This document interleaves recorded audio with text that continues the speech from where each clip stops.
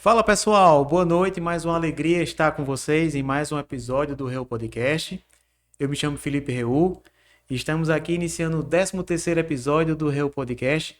Esse projeto que iniciamos há pouco mais de 3 meses e tem ganhado cada vez mais força aqui na cidade, em Campina Grande, na Paraíba.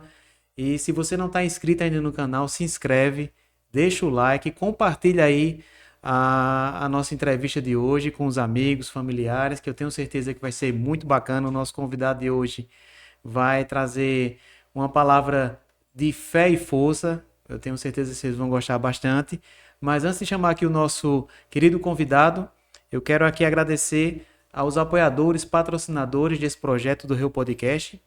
E o Real Podcast é um oferecimento da ProSangue. No laboratório da ProSangue você tem acesso a uma ampla variedade de exames laboratoriais com a credibilidade e a confiança de quem entrega diagnósticos precisos e confiáveis há mais de 30 anos.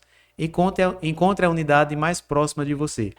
Hospital da Visão, um ambiente que reúne sofisticação, conforto e tecnologia, comandado por especialistas no tratamento da visão.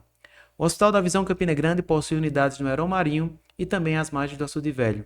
Hospital da Visão, transformando o jeito de você ver a vida. E o Real Podcast também é um oferecimento de Almeda, distribuidor de materiais de construção. O Grupo Almeda, empresa genuinamente paraibana, possui mais de 30 anos de história, se destacando como o maior distribuidor de materiais de construção do norte e nordeste do país. Grupo Almeda, inovação, credibilidade e profissionalismo. O Real Podcast também é um oferecimento de Help, Hospital de Ensino, Laboratórios e Pesquisa. O HELP é um hospital que traz em seu conceito inovação, humanização e sustentabilidade. Atendimento nas mais diversas especialidades, possui atendimentos no SUS, além de particular e convênios. HELP, mais moderno e mais humano. E também RD Manutenção Hospitalar está conosco. A RD Manutenção Hospitalar, que há quase 20 anos atua no mercado perdão, é referência na prestação de serviços de manutenção preventiva, corretiva, venda e locação de equipamentos médicos, hospitalares e odontológicos. E também mais um parceiro conosco a partir de hoje, que é a pós-graduação da Unifacisa. Se você está procurando uma maneira de impulsionar sua carreira, a Unifacisa tem a solução perfeita para você. Com ampla oferta de curso e pós-graduação, a instituição acaba de confirmar a turma de MBA em Gestão em Saúde. Não perca a chance de fazer parte dessa turma exclusiva. Com a Unifacisa você terá a oportunidade de aprender com os melhores profissionais do mercado, estudar temas relevantes e ainda expandir seu network com especialistas e colegas da área. E agora eu vou fazer aqui a apresentação do nosso ilustre convidado de hoje, que eu tenho um prazer e um carinho muito grande dele estar aqui conosco hoje. Ele é sacerdote da Diocese de Campina Grande, presidente do Lar da Sagrada Face, também é presidente da Fazenda do Sol, a instituição de reabilitação de dependentes químicos, e agora o seu mais novo projeto, presidente da Casa de Acolhida Nossa Senhora de Lourdes. Daqui a pouquinho ele vai explicar um pouco de cada projeto desse, que atende inúmeras pessoas, não só de Campina Grande, mas de todo o estado da Paraíba. Obrigado por atender o nosso convite, Padre Sérgio. É uma alegria o senhor estar aqui conosco hoje no Real Podcast, no 13º episódio. Seja bem-vindo. Obrigado, eu agradeço pelo convite e hoje poder aqui partilhar um pouquinho dos projetos e ao mesmo tempo trazer presente uma reflexão em busca, eu diria, do sentido da nossa própria existência, não é? Porque tudo aquilo que nós fazemos tem um único objetivo: a busca do reconhecimento do sentido da vida a partir da proteção da nossa vida e de outras vidas. Verdade. Padre Sérgio, antes da gente entrar nos nossos temas, fala um pouquinho aí, qual a sua paróquia hoje, quando é que você foi ordenado padre, há quanto tempo está nessa missão? Vamos dizer assim, se é uma missão isso, né, Padre Sérgio? Isso, eu sou natural de Minas Gerais, de uma cidade com o nome de Carmo do Rio Claro, não é? Fica no sul de Minas. Estou na Paraíba já posso dizer que há 16 anos. É paraibano. Já sou paraibano e campinense, né? Boa. Eu posso dizer de coração, não é? Então eu fiz toda a minha formação em lugares diferentes, uma vez que eu participava de um grupo missionário. Fiz uma etapa em São Paulo, uma etapa em Curitiba, depois ordenei padre em Minas Gerais e fui logo transferido para Paraíba. Minha primeira experiência como padre foi aqui. Então eu trabalhava de segunda a sexta em João Pessoa, na formação de novos padres, final de semana aqui em Campina Grande, na paróquia Nossa Senhora do Rosário, no bairro da Prata. Depois fui transferido para o Rio de Janeiro. Fiquei no Rio de Janeiro 4 anos e meio também trabalhando na formação e numa paróquia. Depois pediu que eu voltasse para Paraíba, não é? Então cheguei aqui em Campina Grande, voltando então no dia 25 de julho de 2008. Portanto, tenho 16 anos em Campina Grande. E tenho 21 anos e meio, quase 22 já, como padre, exercendo o ministério. Coisa boa. Quem ganha é Campina Grande, quem ganha é Paraíba com sua presença aqui. Padre Sérgio, antes da gente ir para os projetos que eu falei há pouco, né, as instituições que você comanda aqui, é presidente, faz um trabalho incrível. Para quem não conhece ainda, Padre Sérgio vai falar daqui a pouquinho de cada um, o papel de cada uma, o perfil de atendimento, como é que faz para se manter toda essa estrutura dessas instituições de caridade aqui na cidade de Campina Grande. Mas antes da gente entrar nessa parte do seu trabalho à frente dessas instituições, dessas casas, vamos dizer assim, eu queria entrar um pouquinho no poder da fé, independente da religião de cada um, mas no poder da fé de influenciar a recuperação do paciente ou até da família no acompanhamento desses pacientes no ambiente hospitalar, médico hospitalar. O poder da fé, onde é que ela pode ajudar nesse tratamento ou até na cura, Padre Sérgio? Não tenho dúvida, é um tema muito interessante que, de fato, eu diria, nos últimos anos, ele tem tratado com uma maior ênfase, inclusive com os médicos, não é? Trazendo essa reflexão com todos aqueles, não diria só com os médicos, né? Todos aqueles que trabalham na área de saúde, que têm contato direto com as pessoas, que têm buscado respeitar, eu diria assim, o paciente e ao mesmo tempo motivá-lo na expressão da fé em busca do reconhecimento, né, da presença, eu diria que eu como padre e sacerdote da Igreja Católica Apostólica Romana, mas compreendendo que o reconhecimento de uma força transcendental, que é Deus, não é? Ou seja, as pessoas podem reconhecer esta força que vem além da minha condição humana, independentemente da religião, do seu credo, mas que ali expressa a sua crença e o reconhecimento que nós somos limitados e que buscamos uma força que vem além de nós, ou seja, essa força transcendental que é Deus, não é? Para nós católicos é a Santíssima Trindade, né? Pai, Filho e Espírito Santo. Pai na condição de Deus Pai, que é Javé, o Filho Jesus Cristo e o Espírito Santo. Para outras igrejas, cada um vai ter a sua concepção e essa ligação direta com o transcendental. Mas é muito importante porque hoje, quando nós buscamos mostrar para aquela pessoa que está no estado de limite, não é? Ou seja, ele está acamado, está no leito, ou mesmo toma consciência naquele momento que está com uma determinada doença, alguns entendem como uma sentença de morte, outros recorrem a Deus e a partir dali ele tem uma nova condição de vida. E é já hoje comprovadamente, né, pela Organização Mundial da Saúde, a importância da manifestação da fé e o acompanhamento junto com aquele que está doente, né, os pacientes. Não só com o paciente, mas eu diria também com o acompanhante, com a família. Por quê? Naquele momento em que ele busca expressar a fé, seja pela dimensão oracional, ou seja, a forma que ele expressa, não é? A busca do transcendente, cada um expressa de uma forma, não é? É um momento em que ele diminui o estresse, é um momento que ele relaxa, onde também pela medicina, a medicação, não é, começa a fazer efeito porque ele se permite. Mas quando cria resistência, ele acaba não tendo condições de ter uma evolução. Então é nesse sentido quando a expressão da fé, ele consegue também se entregar, não é? E eu diria que são 3 dimensões que nós já sabemos, mas é importante enfatizar o aspecto do cuidado da dimensão da espiritualidade e da dimensão emocional. Porque na maioria das vezes fixa no pensamento e naquela condição do trato ou do cuidado com o corpo, o físico. Mas o que na verdade é preciso ter, ou a busca desse equilíbrio das 3 dimensões. A dimensão do físico, não é? A dimensão fisiológica, mas também a dimensão emocional. A dimensão emocional e a dimensão da espiritualidade. Ou seja, a busca desse equilíbrio faz com que a pessoa possa retomar, não é? Ou redescobrir o sentido da sua própria existência. Porque, de repente, alguém que recebe uma notícia que está com câncer, ou qualquer uma doença que hoje é uma doença mais grave, não é? Parece que ela recebeu uma sentença de morte. E de repente, a partir do momento que ela consegue, a partir de ajudas, porque nós não podemos caminhar sozinhos, né? Nós precisamos também de De ajudas. ajuda. E o ato de pedir ajuda é um ato de maior humildade, né? De expressão de humildade. Eu estou precisando. E que o outro me estende a mão. Então é justamente nesse momento que a pessoa começa a recobrar as forças, porque ela sente que não está sozinha, não é? Então é muito importante nesse sentido, porque a medicação ela vai fazer efeito, eu vou ter uma condição, o meu estresse, não é? E a compreensão nesse sentido do reconhecimento da presença de Deus, não é? Então isso é muito importante, tanto para o paciente, quanto para o acompanhante e para a família. É fantástico perceber toda essa mudança quando a pessoa, de fato, acolhe, não é, esse propósito. E a cura, inclusive, pode vir a acontecer a partir da fé. Eu diria que um milagre pode acontecer, e quantas e quantos nós testemunhamos, não é?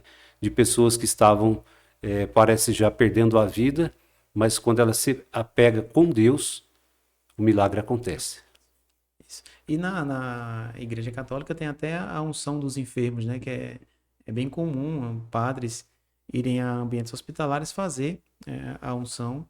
Algumas pessoas podem até achar que a unção é apenas para aquele que já está vamos dizer assim, em fim da vida, não tem mais jeito, mas não. A unção é um ato, acho que você pode até explicar um pouquinho melhor, do padre ir ali, fazer a unção, abençoar para que dê força, não só ao paciente, às famílias, né, que ali acompanham o enfermo, o doente, é um ato bem, bem importante, né? Exatamente. E A unção abençoá-lo. dos enfermos é um dos 7 sacramentos, não é? Então, a unção dos enfermos ela é tão importante quanto o batismo, quanto o matrimônio, quanto a Importância. ordem, quanto a Eucaristia. Ela tem a mesma importância e o mesmo grau de valor, não é? E reconhecimento da presença do próprio Cristo a partir da unção. A unção, de fato, nesse momento, ela vem como busca de cura. E eu digo sempre, né? A cura que Deus quer e não a que nós queremos.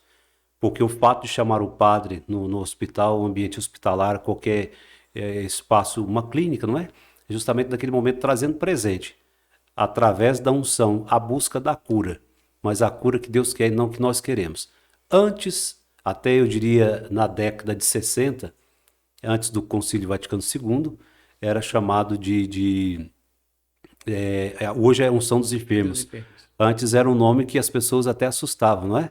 Era um nome como que era o momento da morte Da já, né? morte, isso. Hoje não, hoje já esse nome que de fato traz a unção era chamada extrema unção, né? Extrema-unção. Tanto é que eu nem estava lembrando o nome aqui, né? Porque já trazendo presente de fato esse nomenclatura, esse nome que traz do sacramento que de fato é esse alívio da dor.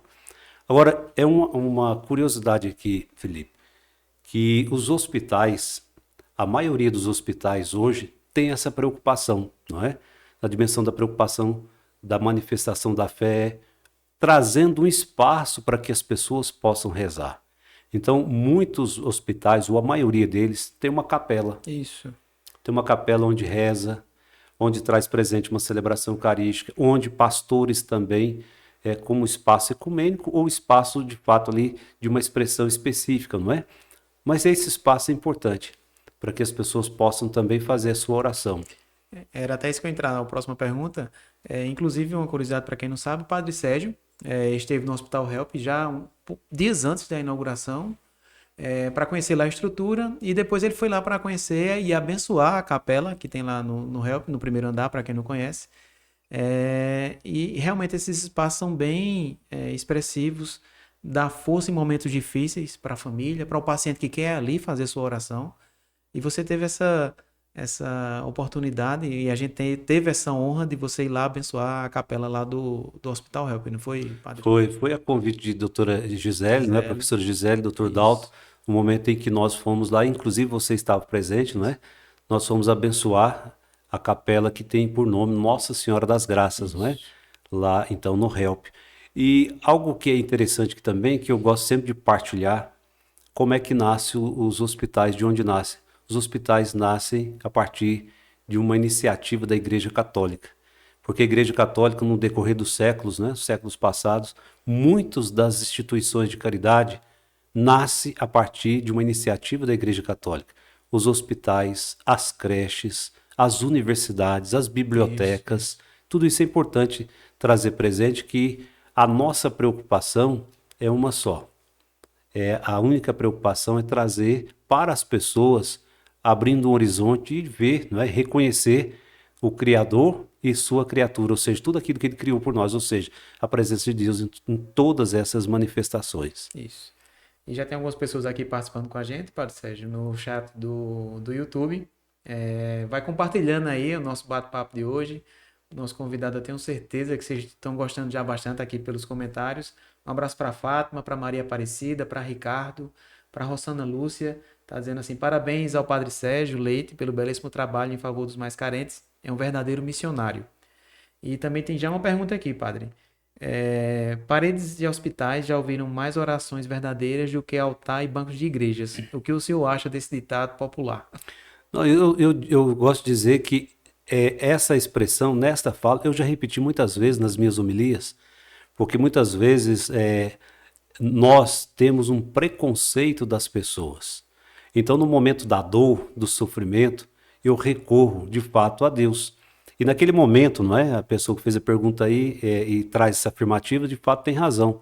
No momento do sofrimento, ali no hospital, seja na UTI, no quarto, muitas vezes as paredes escutam mais clamores e súplicas do que nas paredes dos próprios templos das igrejas.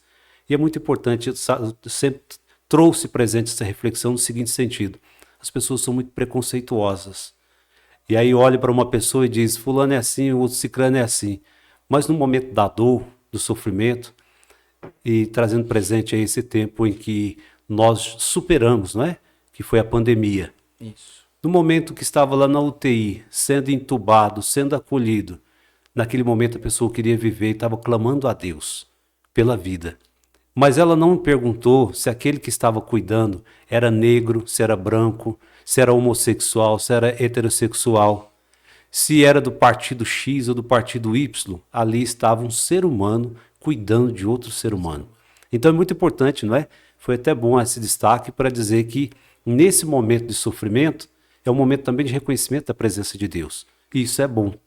Seria muito bom reconhecer a presença de Deus na dimensão da manifestação do amor e da alegria. Mas no momento da dor, nós somos chamados também a reconhecer a sua presença. E Deus nos acolhe. Ele nos acolhe como somos. Ô Padre Sérgio, às vezes, muitas vezes, na verdade, a gente que está em ambiente hospitalar, eu, Franklin, pacientes que recebem um diagnóstico assim, mais delicado, mais difícil, como um câncer, por exemplo, a gente escuta às vezes relatos de uma certa revolta do porquê daquilo está acontecendo, né? Como se houvesse um abandono ali de Deus e Jesus. O que é que o senhor pode passar de palavra ou de palavras ou de uma mensagem para essas pessoas, Padre? Sim, veja, naquele momento de dor, não é? Vamos imaginar uma criança de 10 anos. Recebe um diagnóstico tá com câncer e o médico ali, de repente, por ingenuidade, o médico diz, ele tem tantos meses de vida, tem 1 ano, 2 anos de vida. Primeiro que, às vezes, ele olha pelo apenas o olhar da medicina, não é? Mas ele esquece de olhar a dimensão do transcendente, da presença de Deus. Isso acaba trazendo um impacto muito grande para a pessoa que recebe essa informação. Mas eu diria que Deus diz, olha, tudo aquilo que acontece é para a glória de Deus. Inclusive tem uma passagem na Sagrada Escritura que diz, olha, uma criança nasceu cega, é culpa dela, dos seus pais, dos seus antepassados, e a resposta de Jesus qual é? Tudo isso acontece para a honra e glória de Deus. Portanto, é para a honra e glória de Deus e nós somos chamados a acolher, mas não com revolta, mas na busca de uma superação. A gente está falando muito dos pacientes, dos familiares, mas a fé também pode impactar de forma positiva a saúde mental dos colaboradores, dos enfermeiros, dos médicos que estão ali numa luta diária. Muitas vezes pegam casos complicados, se apegam, né, aos pacientes na busca dali do poder que eles têm, do aprendizado que tiveram de salvar as vidas. A fé também, a espiritualidade pode muito ajudar o dia a dia desses profissionais, né, Padre? Com certeza, porque eu diria assim que eu conheço médicos, profissionais de saúde, enfermeiros e outros, que eles rezam antes de começar a trabalhar. E durante, por exemplo, um cirurgião, antes de iniciar a cirurgia, ele vai rezar pedindo a Deus para que ele seja o instrumento. Isso é muito bom, não é? Porque o profissional da saúde, ele, ainda que passa algumas horas nestes ambientes, essas horas poderá afetá-lo se ele não tiver um equilíbrio que pode também desestruturá-lo. Então é importante também o profissional da saúde ter esta busca, não é? Verdade. Da dimensão do transcendente, ou seja, buscar em Deus sempre essa força e compreender que aquela escolha que ele fez, ele não fez como um trabalho, mas compreender como uma missão. Porque quando eu acolho o que eu faço com uma missão, pode ter certeza que Deus vai me dando esta força na busca dessa superação. E é interessante, Felipe, porque na condição de padre eu escuto muitas pessoas. E eu acompanho um ou outro médico que traz as suas demandas, as suas preocupações do dia a dia. E converso com um outro médico que passa por uma situação bem complexa daqueles pacientes que estão na UTI, vamos dizer, nos seus últimos dias, nas suas últimas horas. E nós conversamos a respeito daquilo que é preciso conversar sobre isso, na dimensão da bioética, não é? E outras situações, como, por exemplo, a eutanásia, distanásia, ortotanásia, são situações que precisamos conversar sobre isso para que a pessoa compreenda o limite humano, mas ao mesmo tempo compreenda a presença de Deus, porque o limite, nós temos um limite, mas quem nos dá esse limite ou permite que eu vou mais além é Deus, não é? Então é importante também falar sobre isso, e tem um outro médico que traz esta angústia, não é? Eu diria assim, que traz a dimensão que você colocou aqui, a saúde mental, não é? Porque isso pode também levá-lo a desestruturá-lo de forma que ele não vai ter condições de fazer o enfrentamento do próximo paciente. Como é que eu vou ajudar a curar?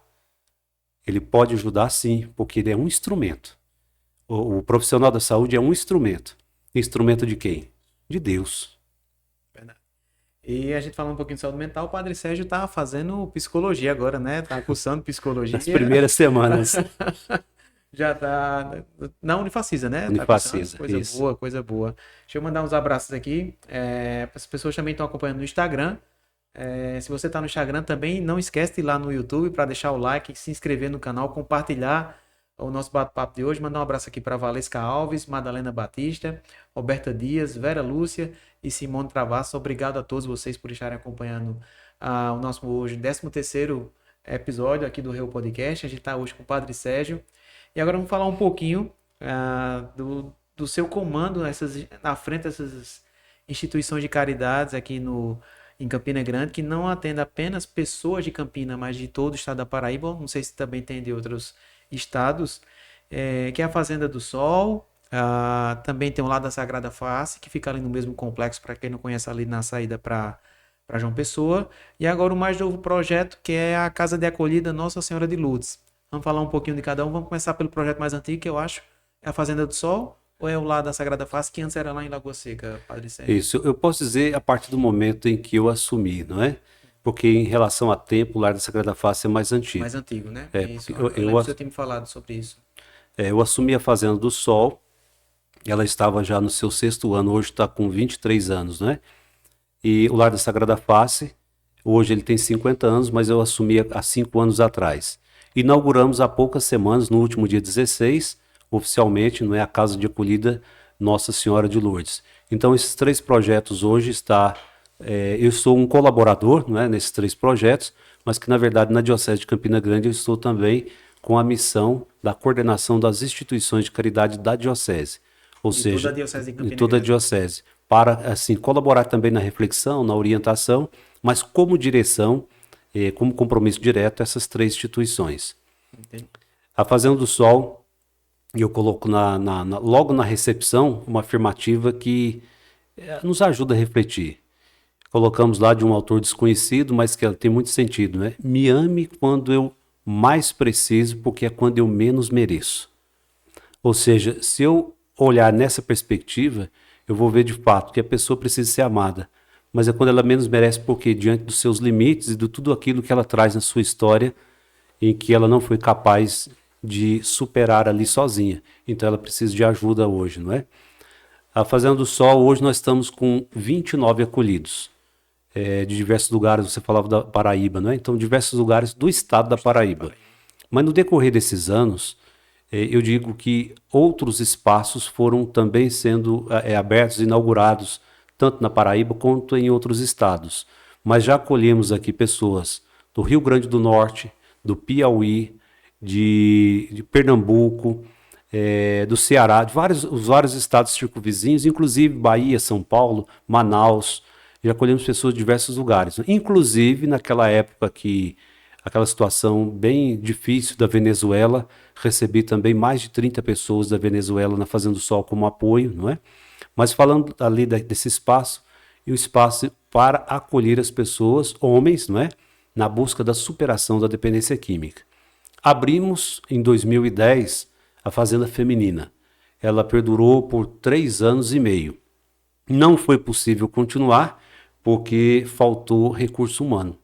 Então, inclusive, eu até fui ao Paraná, pedi ajuda para as irmãs, aqui em Areia. Foi por um período e depois elas não puderam continuar ajudando, não teve como, tivemos que fechar, não teve como dar continuidade. Então, hoje é uma carência aqui na cidade e uma carência também no estado da Paraíba, o cuidado com as mulheres.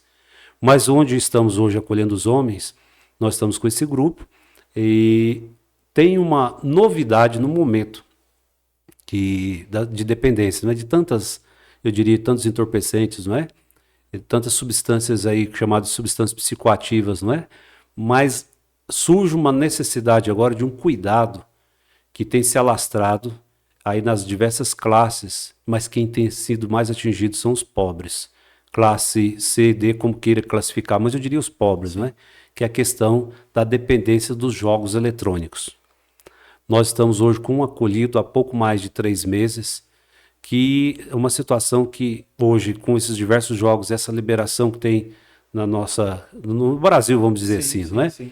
Então, quem tem se endividado e quem tem perdido os pobres. Aquele pobre que ganha um salário mínimo, na ilusão, com o celular e os joguinhos que aparecem, perde todo o dinheiro e a família não tem o que comer. A verdade é essa. Né? Então, surge essa outra necessidade que nós estamos fazendo também, uma experiência na Fazenda do Sol, acolhendo essas pessoas. Algo que vai ter que se adaptar agora também, né? Realmente, eu tinha visto uma entrevista em relação a isso. Já estão até chamando de pandemia essa história dessas bets, né? Dessas plataformas virtuais, as pessoas apostando, destruindo famílias, se endividando. E a Fazenda do Sol, com esse perfil agora, atendendo a primeira pessoa, né? Ou seja, um sinal já que realmente o sinal vermelho já está aceso. As pessoas perdendo a estrutura familiar, assim, se endividando com isso. Isso é extremamente preocupante. E a Fazenda do Sol fez um acolhimento de uma pessoa nessa condição, né? Porque nós estamos também aprendendo com isso, não é? Mas o ponto principal que acolher a pessoa.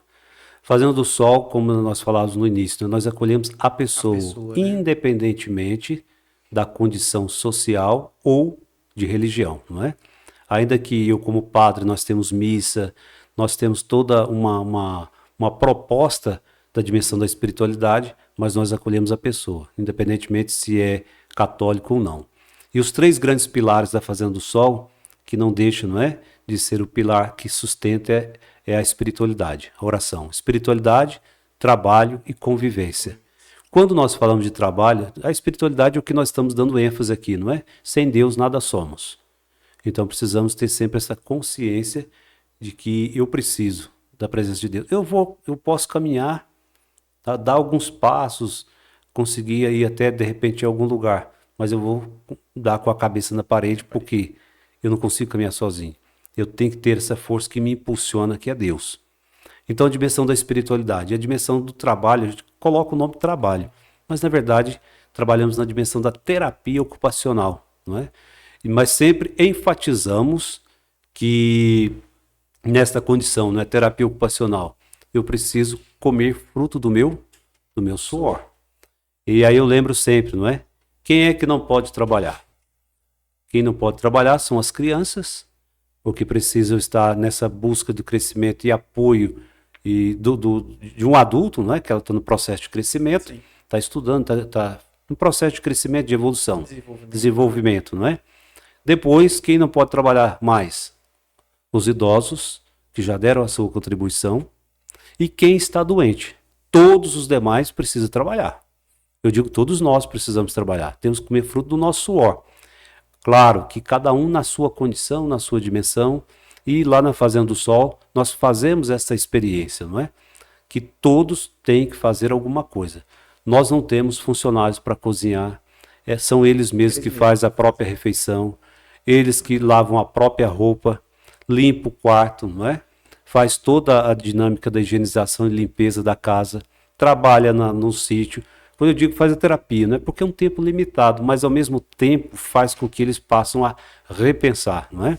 E são nos pequenos detalhes que nós levamos eles a tomar consciência de que eles precisam dar esse novo passo. Exemplo, quem arrumava a sua cama? Senta com alguém, com um deles lá e eu digo, quem arrumava a sua cama antes, quando você levantava? Era sua mãe, a sua empregada, que é difícil, porque alguém trabalha em casa, porque a maioria eles são pobres. Mas quem é que fazia todo esse serviço? Limpava o quarto, lavava o banheiro. Então, são nesses pequenos detalhes para levar a tomar a consciência de que eu preciso ter também uma participação na minha casa, não é? E que o trabalho é importante. Principalmente ali no espaço da Fazenda do Sol, que é o espaço masculino. Que nós que somos de uma cultura machista, onde o homem não pode fazer isso, não pode fazer aquilo. Então nós levamos eles também nessa consciência, valorizar a sua mãe, valorizar a sua esposa, valorizar suas filhas. Então veja que é muito amplo, não é? Cada detalhe você vem trazendo também outras perspectivas de tomada de consciência, não é? Então o trabalho tem experiências que, diante da dependência, que nós vamos trazendo com eles, né, para refletir. Veja, fruto dessa doença maldita, não é? Que é a dependência química. Já conhecemos inúmeros fatos, mas um exemplo aqui. Um jovem lá tem o filho, nasceu o filhinho, para alimentar a dependência química, ele vai, pega a fralda da criança, que tem meses ali, e sai para trocar. Meu Deus. Então, quando leva eles a tomar consciência desse malefício que ele fez para o próprio filho e para a esposa, as lágrimas caem. Então é justamente nesse momento que é o momento dessa transição, dessa mudança, de trazer nos pequenos detalhes. Veja o quanto você desrespeitou a sua esposa, veja o quanto você desrespeitou a mãe do seu filho, e sem falar o desrespeito com o próprio filho. Fruto de uma doença em que hoje você é um homem. Eu digo sempre para eles, vocês são homens corajosos, porque para pedir ajuda é uma atitude de coragem. Pedir ajuda é uma atitude de coragem, de humildade e de coragem, porque é preciso ser humilde para pedir ajuda. Verdade. Tem que ter humildade e ter coragem. Ô, Padre Sérgio, em média, assim, quanto tempo eles ficam até que, não sei se a palavra pode ser utilizada essa, que eles tenham a alta ou a cura, em média, ou depende de cada caso, cada um tem um perfil diferente, fica mais tempo, em regra, tem muita evasão, eles tentam fugir, não conseguem seguir todo o tratamento, Padre? A proposta da Fazenda do Sol é que eles permaneçam 12 meses, ou seja, um ano, né? Onde possa desintoxicar, possa ressocializar e ter forças para voltar depois para o seio da família e para a sociedade, não é? A proposta lá, nós sabemos que existem 3 tipos de acolhimento, não é? O acolhimento voluntário, o involuntário e o compulsório. Nós trabalhamos com o acolhimento voluntário, ou seja, a pessoa precisa ter vontade de querer, não é? O involuntário é quando a família obriga, e o compulsório é quando vem pela justiça. No caso, nós trabalhamos com o primeiro, o voluntário, ou seja, a pessoa precisa querer. Então, a partir dali, quando você diz tem muita evasão, tem. Hoje, vamos dizer uma estatística, não é o que nós queremos, mas nós não prendemos na estatística. Vamos dizer, de cada 100, 15, ou seja, 15% consegue chegar até o final dos 12 meses. E quando volta para a família, desses 15, cerca de 7 ou 8 conseguem permanecer sóbrios, não é? Mas se salvasse um, já valeria a pena, não é? Não se pode falar na dimensão, afirmar a cura, mas é a busca da conscientização para a vigilância. É preciso permanecer sempre vigilante, não é? Ou seja, é um dia de cada vez. E esse um ano que ali eles ficam, eu creio que aquele que leva a sério, ele vai ter forças e tomada de consciência de buscar, então, condições para que ele seja firme lá fora. Então, é a vigilância constante. Inclusive, para ajudar nessa vigilância constante, tem um grupo na Igreja Católica, uma pastoral que chama Pastoral da Sobriedade, que também dá apoio às famílias. Entendi. Bacana. Deixa eu dar um abraço aqui antes da gente chamar um comercial bem rapidinho de 1 minuto. Maria Nália está acompanhando a gente, Mona Lisa Liembig, um abraço para Padre Sérgio, um ser iluminado que leva luz, que leva a luz de Deus para todos. Gilberto Gomes também. Adriana Maria Cavalcante mandando um abraço para Padre Sérgio, que o Senhor siga iluminando os caminhos dos menos favorecidos, que Jesus lhe ilumine sempre. E Alice Cordeiro também mandando um abraço para o querido Padre Sérgio. A gente vai chamar um intervalo bem rapidinho, é coisa de 1 minuto, só para o Padre Sérgio aqui tomar uma aguinha rápida. Tá bacana aqui o nosso bate-papo. A gente volta bem rapidinho. Valeu! Eita! Olha, hoje é um dia daqueles, estou com muitos compromissos. Já já vou ter que buscar a minha filhota na escola, mas não dá para adiar ainda mais o cuidado com a minha saúde. Vou aproveitar e adiantar, fazer logo um pré-cadastro pelo WhatsApp do ProSangue. Depois é só ir até uma das unidades para fazer o exame. É o Chegou, Coletou. Nele você faz a sua coleta em poucos minutos. E sabe do melhor? Sem enfrentar filas para cadastro. Cuidar da saúde nunca foi tão fácil. Aqui você tem agilidade e qualidade. Tchau, tchau, obrigada. ProSangue, excelência em cada resultado.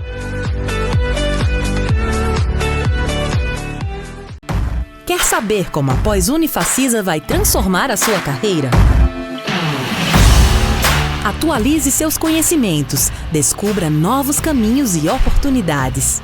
Aprenda com os melhores, aprenda com quem faz. Coloque seu conhecimento em prática com estratégias avançadas que fazem a diferença. Viva a potência de um ecossistema de conexões e oportunidades. Unifacisa, transforme sua carreira, lidere o futuro. De volta aqui no 13º episódio do Reu Podcast com o grande Padre Sérgio, que tem trazido os ensinamentos, a sua palavra, a sua mansidão aqui, tem sido um aprendizado. Se eu já era fã, estou mais ainda aqui dele. Padre Sérgio, obrigado realmente por estar aqui conosco. E continuando falando um pouquinho da Fazenda do Sol, ali também no mesmo complexo, para quem não conhece, tem um lado da Sagrada Face, que é outro perfil de atendimento, também é recente, lá o novo espaço que foi inaugurado há pouco tempo. Conta um pouquinho para a gente como é esse atendimento e qual o perfil de atendimento lá, essa acolhida do lado da Sagrada Face. Sim, eu gostaria de partilhar um pouquinho do lado da Sagrada Face, que eu assumi no ano de 2019, não é? Exatamente, foi até uma data bem marcante, não é? Que eu assumi no dia 19 de fevereiro de 2019, porque eu ia assumir dia 11 de fevereiro, dia de Nossa Senhora de Lourdes. Não assumi porque justamente nesse dia minha mãe faleceu. Então eu viajei, não teve como assumir, viajei, voltei a assumir na outra semana. Então essa tarefa, essa missão, não é? O Lar da Sagrada Face, que até então o prédio era em Lagoa Seca, não é? Isso. Ali numa situação muito precária. Eu assumi numa condição que estava para fechar. Tinha 16 idosos e a proposta era para fechar porque não tinha condições de continuar. A precariedade do prédio, sem recursos.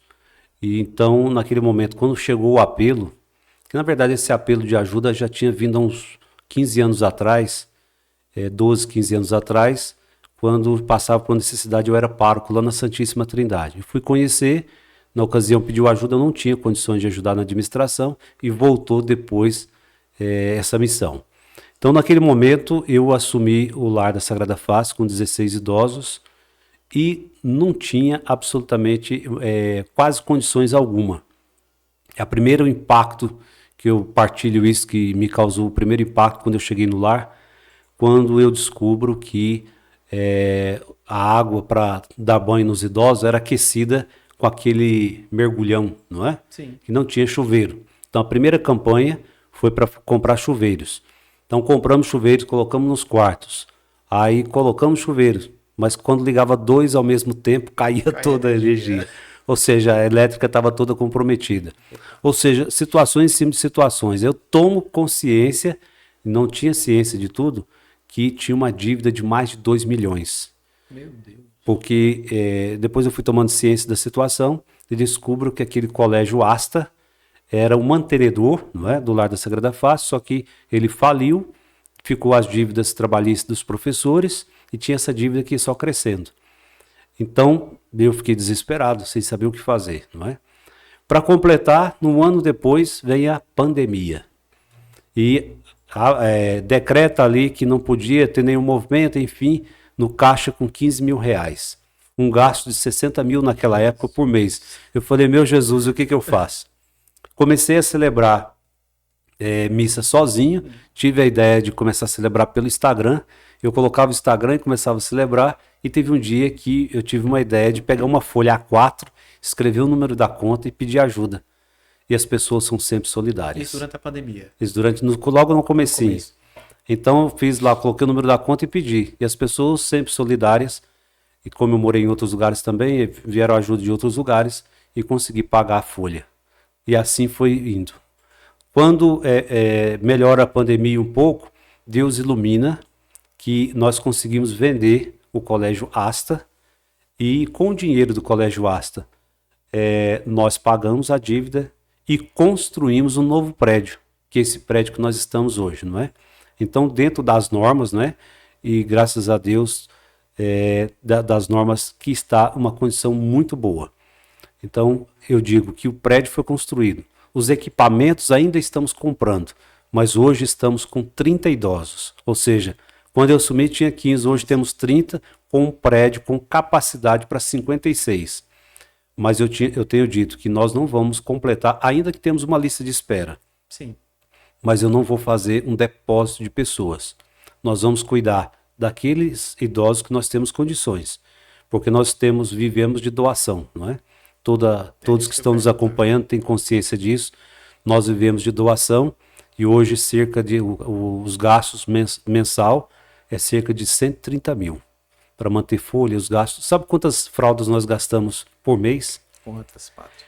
Média de 2.800 fraldas por mês. Só para exemplificar aqui, não é, um dos gastos que nós temos.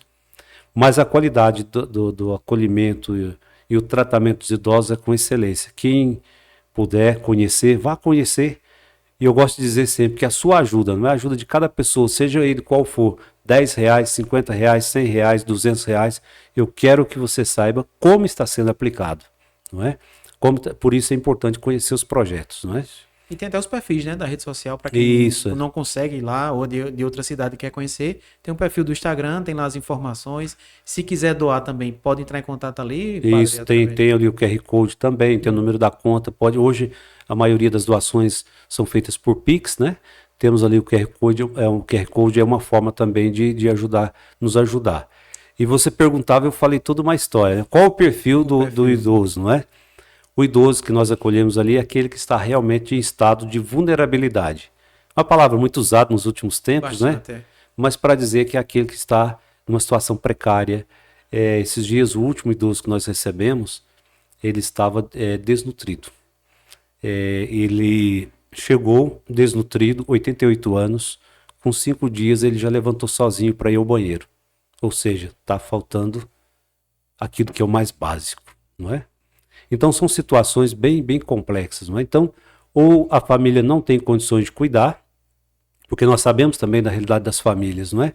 Tem família, por exemplo, que tem só um filho. Hoje tem essa realidade também. Sim, tem. Tem só um filho. Ficou a mãe ou o pai doente e já idoso, ele tem que sair para trabalhar. Ele tem que continuar. E o pai ou a mãe ou o avô vai ficar com quem? Então, uma realidade que às vezes as pessoas pensam, não, são só as pessoas, os idosos são abandonados. Não, tem esse perfil também de uma pessoa que teve uma condição, teve um cuidado, mas chegou um determinado momento, ele não teve mais como cuidar. Então é esse perfil também que nós acolhemos, não é? E ora aqueles que chegam a serem abandonados, aqueles que as famílias não têm condições, mas eu diria ali para os pobres. Já chegou oferta para a gente de algum idoso trazendo a dimensão do particular. Nós estamos até amadurecendo essa proposta, sim, porque pode ser que fique uma porcentagem que venha ajudar também na sustentabilidade dos demais, mas estamos avaliando primeiro, não é? mas que hoje o perfil de fato é para os pobres, aqueles que realmente não têm condições. Entendi. Ô, Padre Sérgio, voltando um pouquinho para a Fazenda do Sol. A gente falou dos acolhidos. Atualmente já tem ou já teve algum acolhido que se tornou voluntário? Ele voltou para ajudar ou continua ajudando hoje lá a vocês? Tem. Inclusive, domingo estava lá o senhor José Cipriano, já há 8 anos de sobriedade, não é? Está sempre nos ajudando. E tem outros também. E hoje eu recebi uma mensagem de um ex-acolhido nosso, que também tem uma revista e ele trabalha em Brasília, tem acesso no Planalto, para dizer que ele tem uma revista, inclusive, não é? E tem acesso lá com as autoridades em Brasília, não é? Mas passou pela Fazenda do Sol. Nós temos acolhido que aprendeu o ofício de corte de cabelo na Fazenda do Sol, tem salão em João Pessoa. Tem outros que retomaram a vida, enfim, tem várias experiências positivas, não é? Muitas. É muito bacana. Tem algum incentivo por parte de órgão público, de apoio mensal, ou hoje as duas casas vivem exclusivamente de doações de pessoas físicas e até empresas? Olha, hoje pode dizer que de doações de pessoas físicas, de um modo geral, da comunidade da igreja. Ora ou outra, o ano passado, nós recebemos pela primeira vez uma emenda parlamentar na Fazenda do Sol e também no Lar da Sagrada Face. Então, o ano passado foi pela primeira vez. E eu estou, nesse momento, em conversação também na busca de um convênio da Fazenda do Sol com o governo federal. Então, nós estamos avaliando também. Eu estou em contato com o Ministério do Desenvolvimento Social em busca de um convênio. Eu espero em Deus que dê certo. Que dê certo. Coisa boa. Chegou aqui a pizza, mais um apoiador do Real Podcast. Eu nem falei, não foi, Franklin? Tô tão empolgado com o bate-papo aqui com o Padre Sérgio que esqueci de falar. Que a Imperial Pizza também está conosco, é um grande parceiro. Estavam aqui conosco semana passada falando um pouquinho da sua trajetória. Mandar um abraço aqui para todos da Imperial Pizza, Alexandre, um abração, obrigado aí mais uma vez. Tá super cheiroso aqui, vocês não sentem aí de casa, mas pizza daqui a pouco a gente come aqui com o Padre Sérgio. Não sei se ele tá de dieta, né? Mas vamos oferecer aqui.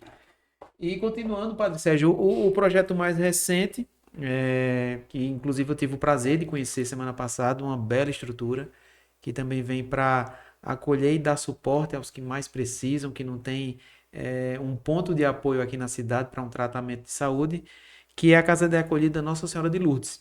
Fala para a gente esse novo projeto, o que é que ele se propõe, o que é, o espaço, onde é que fica, e se também é uma entidade que vai viver, se sustentar também com doações, Padre. Sim, eu gosto de dizer que a Casa Nossa Senhora de Lourdes também é um presente de Deus, não é?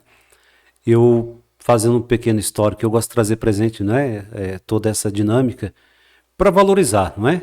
É preciso valorizar cada pessoa que ali contribuiu, da forma que contribuiu, mas eu digo que há exatamente hoje, não é? No dia da inauguração, que foi 16 de agosto, exatamente dia 16 de março de 2021, fizemos a primeira reunião para discutir, não é, esse projeto. Então, naquele momento, nós tínhamos uma promessa de um terreno, não é? O terreno, inclusive, foi doado pela Andrade Marinho, LMF, não é? Aqui no Bento Figueiredo. Por que no Bento Figueiredo? Porque fica próximo da FAP, não é? Facilitaria, então, porque hoje nós sabemos que a FAP é a que tem o maior número de acolhimentos de oncologia. Isso. E hoje nós temos o HELP, que também está avançando e terá um grande atendimento em breve, não é? E tem o HU, que também faz esse acolhimento. Mas hoje a maioria está ali mais próximo. Então nós iniciamos ali, eu convidei um número de pessoas, algumas pessoas, que no decorrer desse tempo, nós abrimos uma campanha, fizemos um projeto arquitetônico, também foi feito fruto de projeto, tudo pensado, né? Cada detalhe ali foi pensado com a arquiteta Catiana de João Pessoa, e Cida, engenheira também de João Pessoa, que no primeiro momento fez todo o levantamento dos gastos, sim, quanto é que nós iríamos gastar, foi tudo planejado de fato, não é? E nós abrimos uma campanha entre os empresários, a comunidade, teve gente que deu R$5, teve gente que deu R$10, teve gente que deu 100, 1.000, tivemos uma colaboração até de 40 mil de um empresário, enfim, algumas doações que nós chegamos a 750 mil. E qual era o gasto total da casa? Aproximadamente 2 milhões. 1.986.000 que foi orçado naquele momento. E Deus vai abrindo caminhos, não é? vai abrindo caminhos. Nós tivemos uma reunião junto ao Ministério Público do Trabalho, onde ali mostramos a importância, e doutora Andressa abraçou a causa conosco, ela, o doutor Marcos, o doutor Raulino, toda a equipe, não é? Equipe do MPT. O MPT abraçou a causa e nós conseguimos, através do MPT, 1.300.000. Com o dinheiro que nós tínhamos já conseguido através da campanha, conseguimos construir a casa, com a graça de Deus, não é? E, claro, e tinha uma equipe que foi através de uma construtora, feita a partir de administração. E uma equipe que toda semana estava ali também fazendo o acompanhamento, né? Lami Mota, Breno Costa, Sueli, doutora Sueli, Savini, toda uma equipe, não é? Que estava ali toda semana, nós estávamos reunindo. E isso favoreceu para que saísse um trabalho com excelência, como você conheceu muito bacana. Semana, não é? E para quem é aquele que vai ser contemplado com esse projeto? As pessoas que vêm fazer tratamento de câncer e outras doenças, não é? E que terá então essa casa como apoio. Nós sabemos as dificuldades das famílias, de modo especial dos pobres, né? Que vêm de outras cidades do interior, onde vêm naquelas ambulâncias das prefeituras, recebendo a ajuda das prefeituras, e as ambulâncias, que nós sabemos a qualidade das ambulâncias. Verdade. Já vem com toda a situação de precariedade mesmo, né? E não vem um paciente, não. Na ambulância não vem um paciente. Vem mais que uns acompanhantes. Isso. Aquela situação que é a realidade. Vem, faz uma consulta, recebe ali o diagnóstico, as sessões, tem que fazer 10, 15 radioterapia, tem as quimioterapias, todo o tratamento. E fazer radioterapia, você sabe muito bem, que você é o diretor, não é, do Hospital Help, e sabe muito bem como é. Radioterapia são todos os dias. Imagine o paciente entrando na ambulância, faz a radioterapia, volta para a sua cidade, 2, 3 horas, 4 horas de viagem, sai de madrugada. Como é que fica a recuperação, não é? E enquanto está esperando a ambulância, muitas vezes estão na porta do hospital sem ter o que comer, aonde ir a um banheiro, enfim. Toda essa realidade. Então, essas pessoas poderão ser acolhidas na casa Nossa Senhora de Lourdes, para que ali elas possam tomar um banho, ali elas possam descansar. A casa tem 9 alojamentos, são 85 leitos. Então, a proposta é para um paciente e um acompanhante. Ou seja, nós vamos ter condições de acolher mais de 40 pacientes e mais de 40 acompanhantes, não é? Tem uma capela também, não é? A gente falava da dimensão da fé, não é? Por sinal. Tem uma capela, tem um refeitório maravilhoso, não é? Uma cozinha, tem uma sala de estar com TV ali, tem todo o espaço. E além disso, construímos um ateliê, não é? Com uma oficina, para que os acompanhantes também possam gastar o seu tempo ali com uma atividade. Tem também uma horta, não é? Muito bacana, não é? Muito. Onde vai produzir, não é? Produzir, também eles vão ter como fazer ali alguma atividade. E tem um aspecto interessante também, não é? Que nós queremos também envolver os acompanhantes ali, não é? Nessa dimensão. Por isso, a casa de acolhida, não é? Traz com essa perspectiva de acolher também essas pessoas. E nós já estamos com paciente e acompanhante na casa, não é? Ô Padre Sérgio, como é que faz para ser atendido? É porta aberta ou essa comunicação vai ser com as unidades hospitalares? Explica um pouquinho para... É importante, Foi né? muito bom essa sua pergunta, porque as pessoas ficam pensando, é só chegar lá? Não. Isso. Nós estamos fazendo de uma forma que o paciente que chega, ele vai ser... Uma linguagem hospitalar, ele vai ser regulado, né? Mas, ou seja, ele vai ser encaminhado pelo hospital. Como? Ele vai solicitar, o paciente chega, geralmente ele vai fazer ali a consulta, depois vai passar pela assistente social. A assistente social já tem lá um protocolo, não é? Como deve ser, e ela vai encaminhar para nós. Então, resumindo, ele vem via encaminhamento do hospital. Porque vai ter lá o perfil para saber, vai ter o perfil, sabendo de onde vem, qual a situação, quantas sessões, quantos dias vão ficar na casa, não é? Então, já encaminhado de fato pelo hospital. Entendi.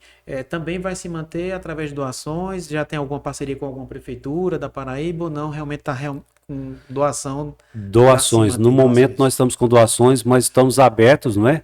A sugestões, busca de parceria, seja com prefeitura, seja com outros órgãos, seja com uma empresa. Abrimos uma campanha semana passada, Adote um Leito, Sim. Hoje, o gasto, não é? Nós fizemos uma perspectiva de um leito mensal R$ 600, não é? Por que R$ 600? Nós também, para acolher o paciente, a qualidade do serviço, né, da casa, nós queremos ter também uma equipe ali.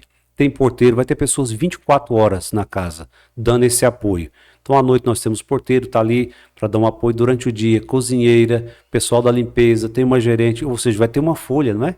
Tem os gastos fora, né? toda a estrutura que tem que manter. Então, a média de um gasto de um leito, R$ 600. Então, hoje, o grande apelo é adote um leito. Você pode adotar 1, 2, 3, enfim, de repente tem alguém que pode adotar mais, não é? Mas tem alguém que pode dizer, eu não posso adotar um, mas eu posso adotar meio.